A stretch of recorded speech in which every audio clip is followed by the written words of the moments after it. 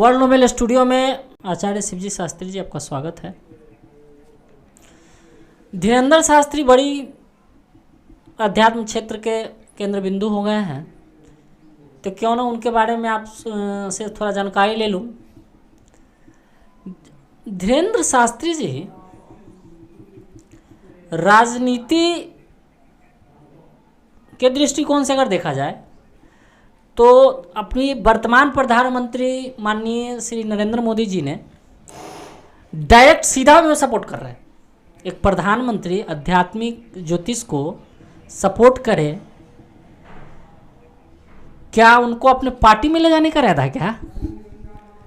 जय मां कामाख्या।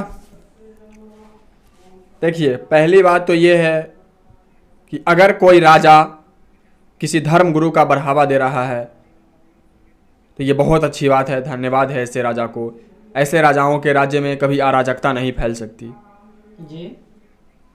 यदि वो ऐसा कर रहे हैं तो ये बहुत अच्छी बात है। मैं धन्यवाद अदा करता हूँ कि ऐसे राजा हैं जो धर्म गुरु का सम्मान करते हैं, उनके साथ कदम से कदम यदि मिला के चलने में सहमत हैं, तो ऐसे राजाओं के राज्य में कभी भी अराजकता नहीं फैल सकती। दूसरी बात यह है कि आप ये जान लें कि माननीय प्रधानमंत्री श्री नरेंद्र मोदी जी कभी अपने डिबेटिंग से, कभी अपने स्टेज से किसी को ये नहीं कहा जी कि हम धीरेंद्र कृष्ण शास्त्री का सहयोग करते हैं, आप लोग भी करें, या फिर राजनीति में उनको लाना चाहते हैं, आप इनका सहयोग करें। इस तरह का कोई बात नहीं है, क्योंकि धीरेंद्र कृष्ण शास्त्री ना तो अभी राजनीति में आना चाह रहे हैं और ना उन्हें कोई ले जाने के लिए ये है, क्योंकि जो जहाँ है वो वहीं ठीक है। वो धर्म गुरु हैं, जन कल्याण करते हैं, लोगों के प्रति आस्था जगा रहे हैं, हिंदुत्व का बढ़ावा दे रहे हैं, बस इतना ही उनके लिए बहुत। तो शास्त्री जी आपसे ये जानना चाहेंगे कि बिहार में उनका विरोध हुआ था वर्तमान बिहार सरकार के द्वारा। तेज प्रताप जी का चेहरा तो हाईलाइटेड हो गया था उनके विरोध में, तो ढेरों सारा समर्थन हुआ। आखिरकार किसी न किसी तरह वो धीरेंद्र शास्त्री जी पटना में आए, उनका आगमन भी हुआ, प्रोग्राम भी हुआ, दरबार भी लगे। अब उस विरोध के बाद पुनः बिहार में आने की तैयारी कर रहे हैं। कहीं अगला जो 2024 में चुनाव आने वाला है उसके लिए तो तैयारी चल रही है कि मोदी जी सोच रहे हैं कि चलो इसी फेस को लेकर, जैसे यूपी में अचानक से योगी जी को बना दिया मुख्यमंत्री, जो आध्यात्मिक लोग थे, बाबा गोरखनाथ के पुजारी। तो बिहार में भी कहीं वही गेम तो नहीं होने वाला?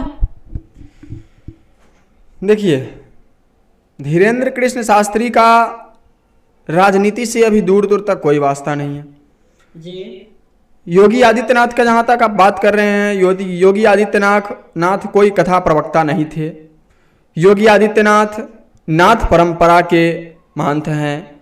आज भी नाथ परंपरा में उनके यहाँ हजारों गायें हैं, हजारों संत वहाँ रहते हैं। योगी आदित्यनाथ सब दिन से जन कल्याण करते आए हैं, और यदि कोई शास्त्र को जानने वाला व्यक्ति यदि राजा हो जाए तो ये बड़े सौभाग्य की बात है उस राज्य के में रहने वाले व्यक्तियों के लिए, क्योंकि राजा को दो चीज़ों की आवश्यकता पड़ती है, शस्त्र और शास्त्र। यदि दोनों को जानने वाला है तो उस राज्य में अराजकता नहीं फैल सकती, क्योंकि वह किसी न किसी तरह से संतुलन बना के ही रखेंगे। जो जिस भाषा को समझ सकता है वह उसी भाषा में उसे समझा करके रखेंगे। अब आती है बात बिहार की। जैसा आपने कहा कि दोबारा आ रहे हैं, तो ये अच्छी बात है। धीरेंद्र कृष्ण शास्त्री हनुमान जी के भक्त हैं, हनुमान जी उनके इष्ट हैं, और ये बिहार जो है ये जगत जननी माँ जगदम्बा की जन्मभूमि है, सीतामढ़ी बिहार। तो यहाँ अगर मिथिला में आ रहे हैं तो उनका स्वागत है। यदि वह कहते हैं कि हम किसी को कुछ दे सकते हैं, हमारे हनुमान जी वास्तव में अष्ट सिद्धि नवनिधि के दाता हैं, तो ये समझ लें कि अष्ट सिद्धि नवनिधि के दाता अस्य वर दिन जानकी माता। माँ जानकी से ही उन्हें यह वरदान मिला है। यदि कोई पुत्र अपने माँ के पास आ रहा है तो इसमें क्या गुनाह है, इसमें चर्चा की क्या बात है? इसे तो बड़े खुशी और सौभाग्य की बात है। हम लोगों को उनका पूरा समर्थन करना चाहिए। और यदि कोई राजनेता, जैसा आपने कहा कि बिहार के माननीय मुख्यमंत्री श्री नीतीश कुमार जी, या फिर वो खुलकर विरोध नहीं किए थे, परंतु तेज प्रताप जी द्वारा किया गया था। तेज प्रताप जी इनका विरोध कर रहे हैं।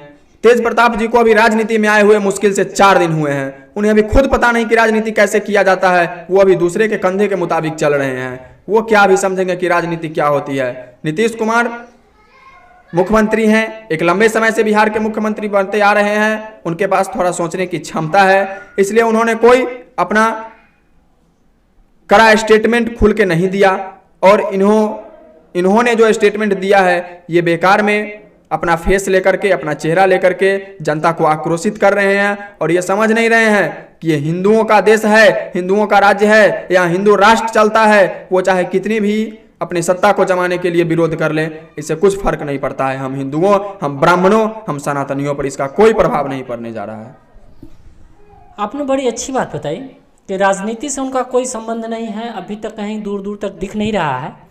लेकिन एक बात आपने ये उसमें ये छिपी हुई बातें हैं कि यदि बिहार में माँ सीता की धरती, जहाँ सीता जी का जन्म स्थान है, वहाँ पे आ रहे हैं, इट मीन्स बहुत अतीत पहले ईसा पूर्व यहाँ शांति का पैगाम था।